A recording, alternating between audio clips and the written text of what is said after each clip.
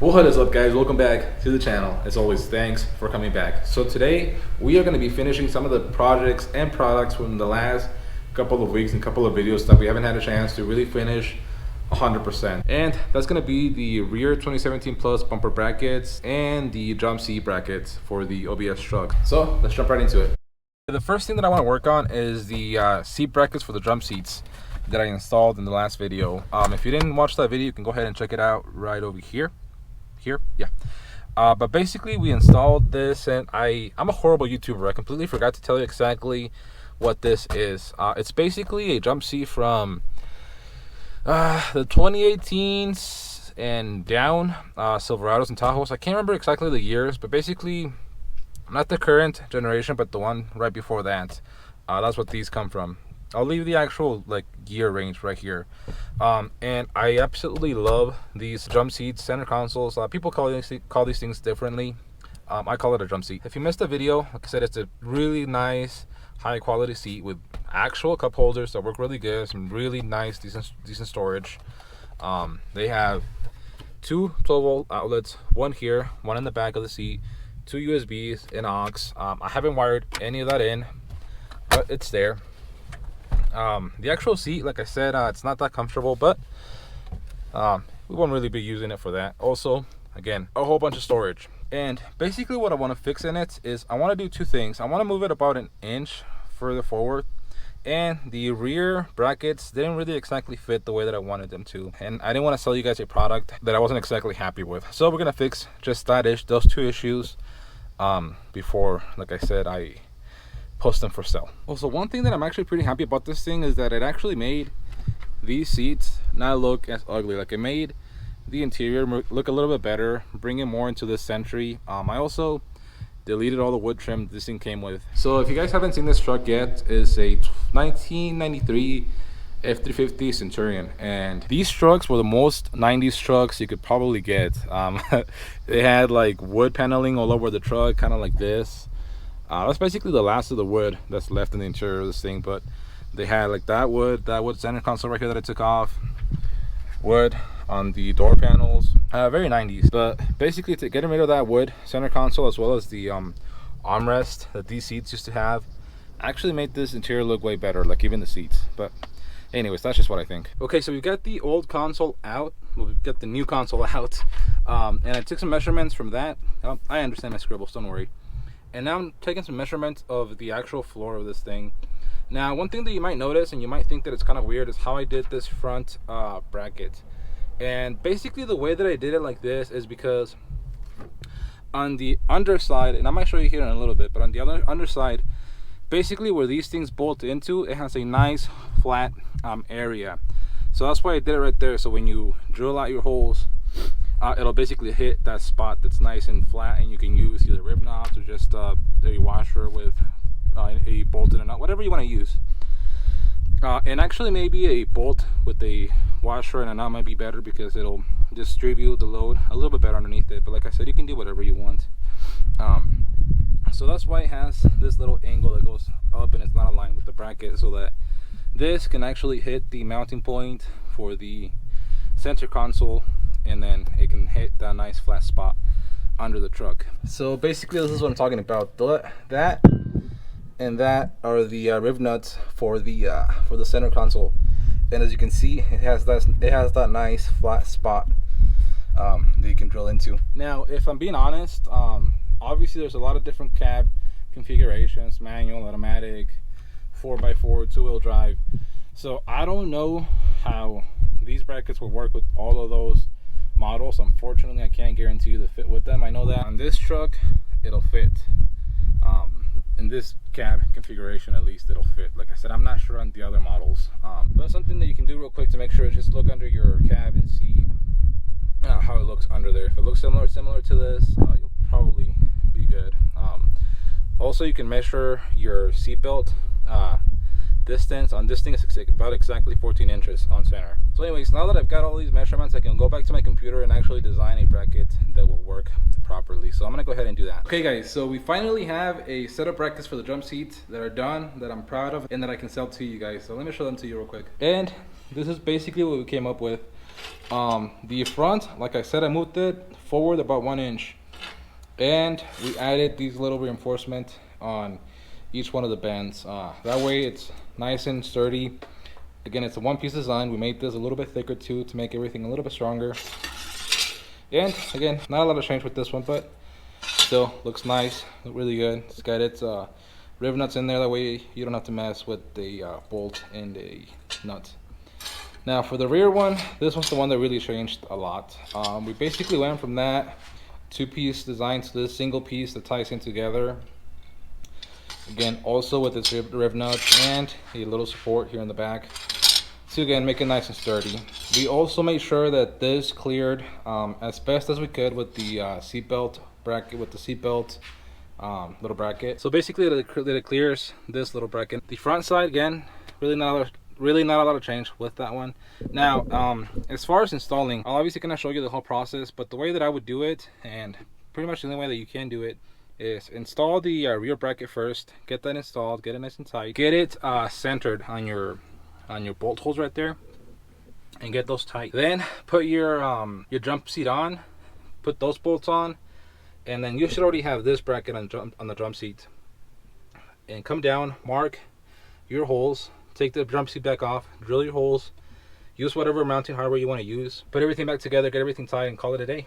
Again, like I said, I'm going to show you everything here in a little bit, but I kind of just wanted to walk you through the way that I'm going to do it. Okay guys, so like I said, I'm installing the rear part of this thing first so that we can get our jump seat kind of situated in here. But one thing that I completely forgot is that this nut that was there for the seatbelt actually went from righty-tighty to lefty-loosey last time that I was doing this. So I'm going to have to go and find a nut so that I can put on the underside of this thing. Should be a pretty easy fix. So I'm gonna run to the hardware, get that, and then come back and finish this install. Okay guys, so I've got the rear brackets mounted, and like I said, I had to fix this rear bolt for the seat belt because they had stripped the little riv nut that they used had stripped. Now I'm working by myself, and I used a lock nut on the bottom. And a tip that I'll give you guys, obviously most people can realize how to do this, but a tip that I'll give you is wedge yourself a wrench on the top side so you can actually turn it from the bottom. That's the way that I did it. You might have a little bit of a hard time getting it out, but usually a few knocks to it will get it out. And a second tip, now obviously if you've got carpet right here, so if you tie in the sides, this thing's gonna bow like crazy. So to avoid doing that, I used 2 washers between the seat belt and the actual bracket, and that kept this bracket nice and straight. I'm gonna do the same thing on the front. So basically kind of like this, just like I said, 2 washers, put them over your hole, throw your hardware on, and thread it on. Same on the other side. Okay guys, so we've got the brackets back in place, we fixed all the bolts, everything's nice, and this is basically the way that you want it. You want everything pointing towards the front of the truck. So you have your seatbelt bolt right here, and then the jump seat's gonna mount right there. Same with this. You've got the floor bolt and then the jump seat bolt. So we've got the back ones nice and tight. They are ready to go. And then the front ones, I just have them finger tight on the floor so I can still move this around in case I need to. So now what I'm gonna do is bring the actual console, set it in place, make sure that everything aligns good, and then get everything tight. Okay guys, and we got this thing now finally installed again. It sits nice and level, it's nice and strong, super sturdy, it's not going anywhere. The seat, as you can see, I don't know if you can see, but it sits really pretty much perfectly level. So yeah, super happy with this. I'm gonna go ahead, throw the seats back on, and finally call this done. Okay guys, and just like that, this thing is installed, and I freaking love it. Again, moving it forward about 1 inch definitely was a good idea. It fits perfectly now, and I love the way that it looks, the way that it functions.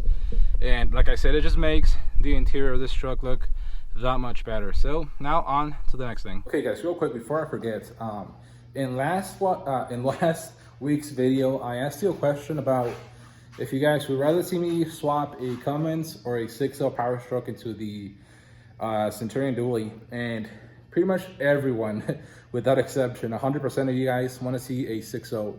So that's definitely the way that we're gonna go. And I'm already looking at a few trucks that I think I want to get. So hopefully we can get one pretty soon.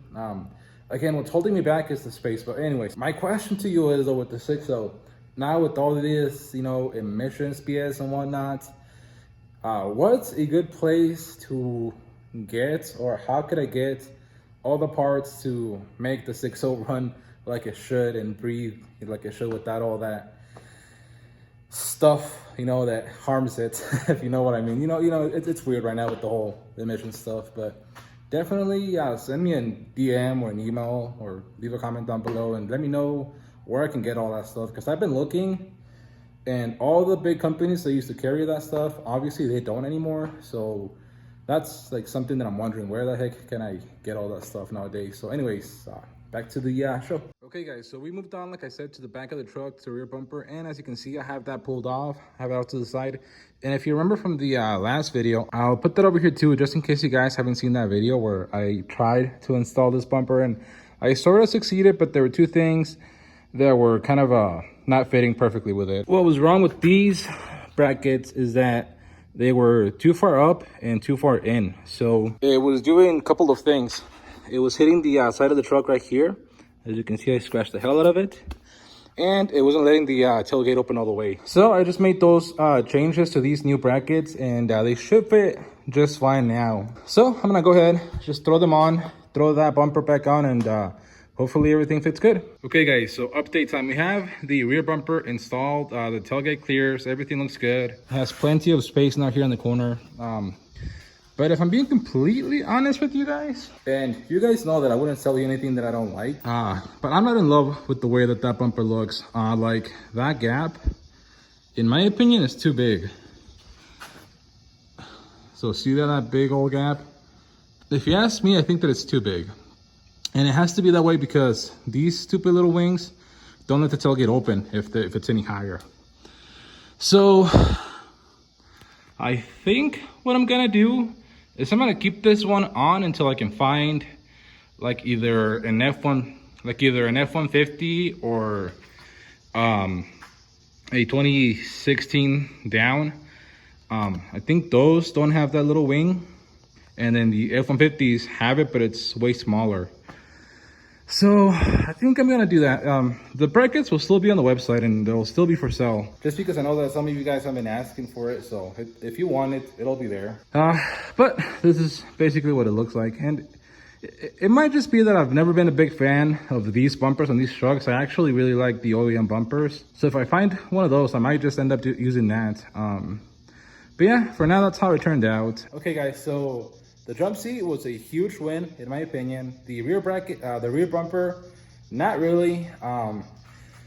But, you know, it is what it is. Like I said, if you guys like it and if you guys want it, they will be on the website. Just know that I don't personally like it. Again, that's going to be it for this video. So thanks for watching. Huge thanks for watching. Also, a huge thanks again to anyone that has been purchasing from the website. You guys have been keeping me so busy, so thanks for that. I really appreciate it.